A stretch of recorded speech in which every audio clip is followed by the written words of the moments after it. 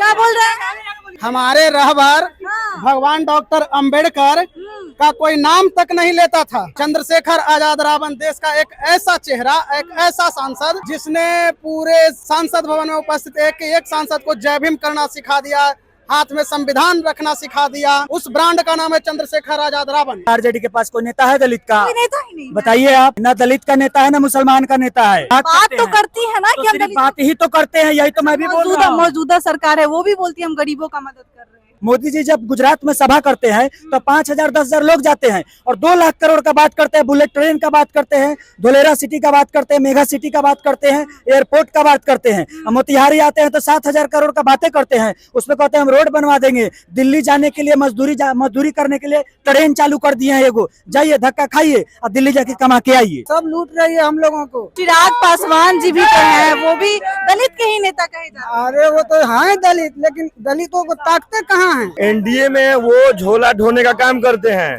नहीं तो क्या उनका औकात नहीं है। उनके ऊपर आरएसएस और बीजेपी पूरी तरह से हावी है। नमस्कार, मैं प्रिया सिंह, आप देख रहे हैं द एक्टिविस्ट न्यूज। अभी हम मौजूद हैं राजधानी पटना में बापू सभागार में जो है अभी हम मौजूद हैं। आज भीम आर्मी का 10वां स्थापना दिवस है, तो आइए भीम आर्मी के जो समर्थक हैं उनसे हम सीधे बातचीत करने का प्रयास करेंगे।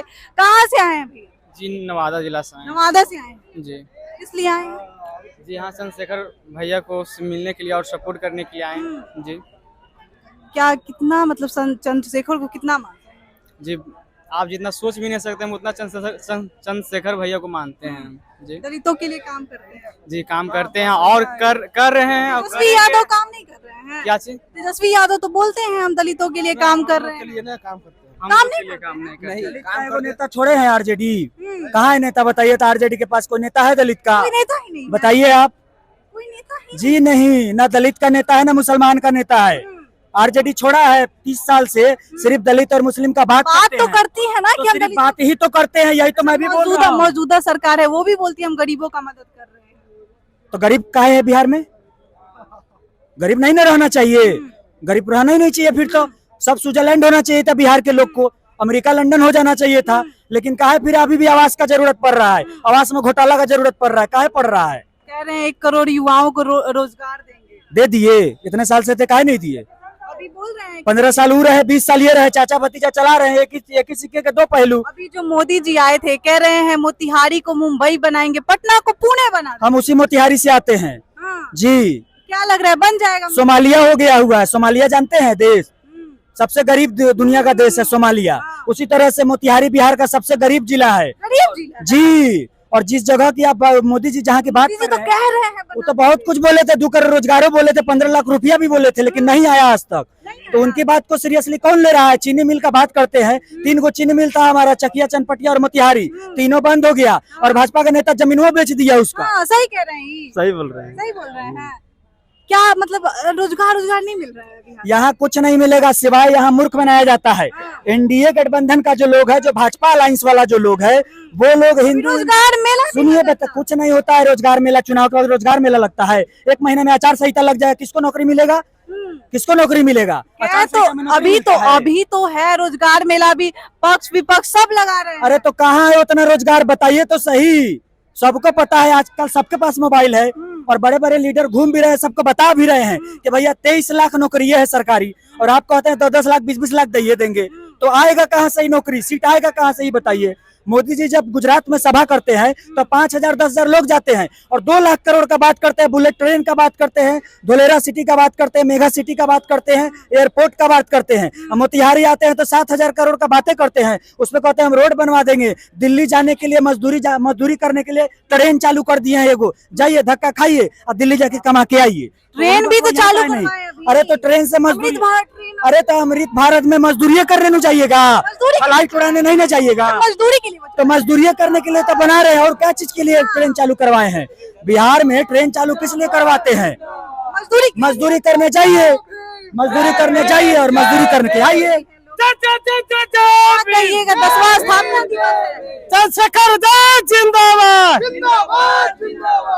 10वां स्थापना दिवस है, क्या कुछ कहिएगा? बहुत खुशी की बात है कि 10वां स्थापना हो बिहार में। हम तो यही चाहेंगे कि चंद्रशेखर भाई के सीट हासिल हो बस यही कहना। इतने बड़े फैन है, पूरा माथा में पसीना पसीना हो रखे हैं, तभी भी एकदम चिल्लाते हुए जय जय जय जय भीम कर रहे हैं।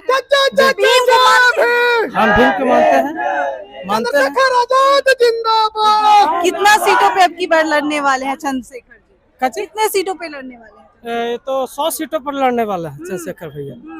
और देखिए इस बार कितने सीट बिहार में आते हैं उनको, वो तो खड़ा होने के बाद ही और पता चलेगा। क्या कहिएगा, युवाओं को रोजगार मिल रहा है या नहीं? कहाँ मिल रहा है? रोजगार नहीं मिल रहा? यहाँ पे सब रोड पे आए हुए हैं हम लोग। हाँ, रोड पे आ गए। फिर हम लोग, गरीबों का तो मदद कर रही है। अरे काहे का मदद कर रही है सरकार, सब लूट रही है हम लोगों को, सब काम भी नहीं, कुछ भी नहीं है। ये बताइए कहाँ से आए हैं? हम तो आए हैं कैमूर जिला से। क्या इतना पसीना में लथपथ है, इतना अब उम्र हो गया है तो आराम करिए, इतना क्या भागा दौड़ी कर रहे हैं? अभी ये भैया के लिए हम लोग सोच रहे हैं कि जो हो वो करेंगे। बहुत बड़े फैन है। बहुत, अच्छा, ये करेंगे, काम आएंगे तो। एकदम करेंगे। यही एक है धरती पर जो पैदा हुए हैं जो अपने को राशन पता ही दे सकेंगे, और दूसरा नहीं दे। और कोई नहीं कर रहा? नहीं कर रहा और है। भी तो है नहीं तो। अरे सब रोड पे ला दिया है। तेजस्वी यादव भी बात करते हैं। अरे कहते हैं लेकिन करते नहीं हैं, कहते हैं कुछ और करते हैं कुछ। अच्छा, चिराग पासवान जी भी तो हैं, वो भी दलित के ही नेता कहे जाते हैं। अरे वो तो हैं दलित, लेकिन दलितों को ताकते कहाँ हैं? नहीं देखते हैं? नहीं देखते, दलितों के नेता कहे जाते हैं, नहीं देखते हैं। नहीं करते हैं दलित के लिए। अरे वो अभी ज्योति पासवान का हुआ है तो उसपे उनको एक टुक नहीं निकला। वो अपना सीट अगर जिस मंत्रालय को वो संभाल रहे हैं उनका क्षमता नहीं है कि अपने मंत्रालय में अपने अनुसार कोई कार्य करे, क्योंकि उनके ऊपर आरएसएस और बीजेपी पूरी तरह से हावी है और सिर्फ इसलिए उनको हाईजेक करके रखी हुई है ताकि जो ये रिजर्व सीट है कोई उस पर क्रांतिकारी चंद्रशेखर आजाद रावण जैसा नहीं आ जाए। अगर हमारे पूरे बिहार में जितने भी रिजर्व सीट है लगभग सभी सीटों पे हाईजेक करके और आरएसएस और बीजेपी के लोग उसको कब्जा किए हुए हैं ताकि इस पे कोई और ना चढ़े और कोई भी जो क्रांतिकारी आ जाएगा अपने हक आवाज की बात करने रहेगा तो आगे से फिर जो भी हमें आरक्षण में जो भी कमी है उसको भी पूर्ति करने लगे। चिराग पासवान जो है बार बार आपराधिक घटनाओं पे भी बोल रहे हैं, जबकि उनकी ही सरकार है, मौजूदा एनडीए की सरकार है, तभी भी वो बार बार ये चीज को लेके बोल रहे हैं, तो क्या वो नहीं करेंगे? उनकी सरकार कहाँ, उनकी सरकार एनडीए एनडीए में वो झोला ढोने का काम करते हैं, नहीं तो क्या उनका औकात नहीं है। जदयू में उनका थोड़ा सा भी इज्जत नहीं है। पिछला चुनाव में देख लीजिए जहां भी एलजेपी लड़ी है वहां भी जेडीयू लड़ी है, यानी कि एनडीए में उनका कोई वैल्यू नहीं है। वो मतलब अपना एक सीट केंद्रीय मंत्रालय लेके बैठे हुए हैं, वो भी उस पे पूरे अपने बल से कोई भी अपना निर्देश नहीं कर सकते हैं और सिर्फ जो आदेश ऊपर से आरएसएस और बीजेपी के द्वारा होगा उन्हीं के अनुसार उनको कार्य उनके अनुसार ये चलते हैं। एकदम निश्चित। आप देख रहे हैं ना वो उनको क्या बोलना है पहले से प्रोजेक्टेड लिखा मिलेगा या आपको यही बोलना है, ये नहीं बोलना है। इनकी सरकार आती है तो कितना गरीबों के लिए करेगी? अभी देखिए पूरे भारत में सिर्फ एक सीट आया है नगीना से, हमारे बड़े भाई चंद्रशेखर आजाद ने। वहाँ की स्थिति आपने देखा था, वहाँ के प्रशासनों को उन्होंने गंदी जो नाली जो सड़क पे बह रही थी उनमें सबको पैदल चला करके आभास कराया कि जनता इस पे चलती है तो उसको कैसा महसूस होता होगा। इसलिए वैसा हम उदाहरण अब एक सीट से देख रहे हैं।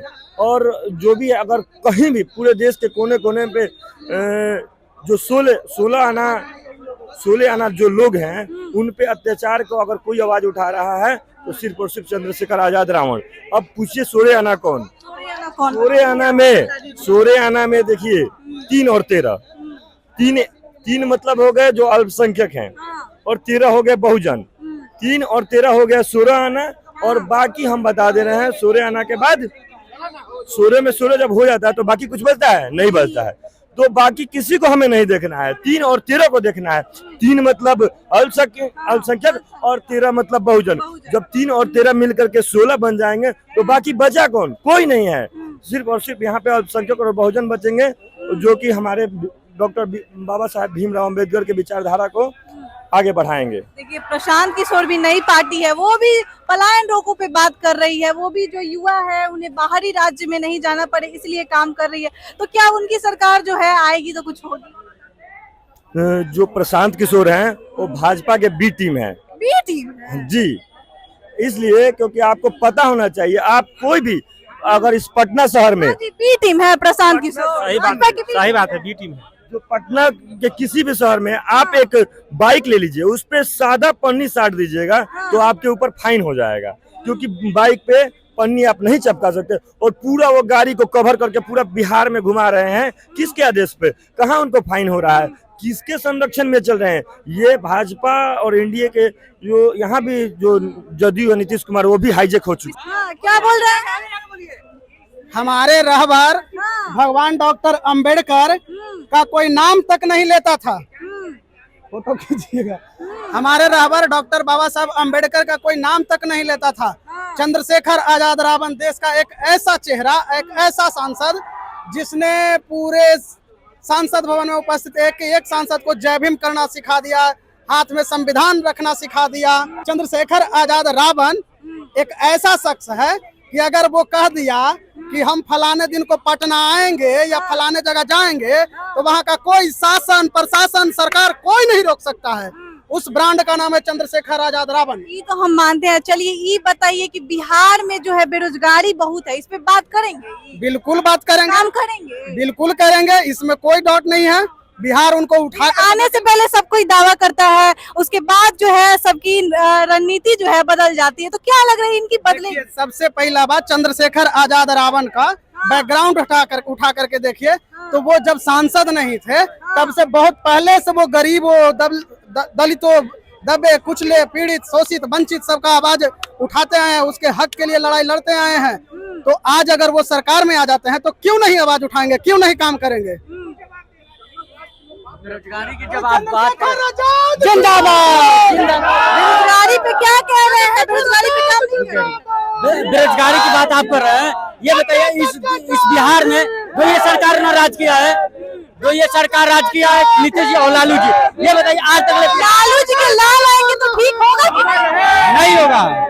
नहीं होगा। अगर हमारे भाई चंद्रशेखर आजाद बोल रहे हैं कि 100 सीट पर चुनाव लड़ेंगे, हम बोल रहे हैं ना, हम उनके कार्यकर्ता हैं, 100 सीट पर अगर चुनाव, अगर 50 सीट पर हमारे बड़े भाई चंद्रशेखर आजाद पार्टी का सरकार कह रहे हैं आप जो कि लालू जी के लाल आएंगे तो ठीक नहीं होगा, वो तो दावा कर रहे हैं। संसद में आवाज उठवाएंगे कि उठाइए, हमारे बिहार में बेरोजगारी है। और अभी महाराष्ट्र में देख रहे हैं कि बिहारियों पर क्या हो रहा है कि जो हिंदी भाषा बोलेगा वही महाराष्ट्र में रहेगा, मराठी जो भाषा बोलेगा वही महाराष्ट्र में रहेगा। ये बताइए महाराष्ट्र क्या राज ठाकरे के है?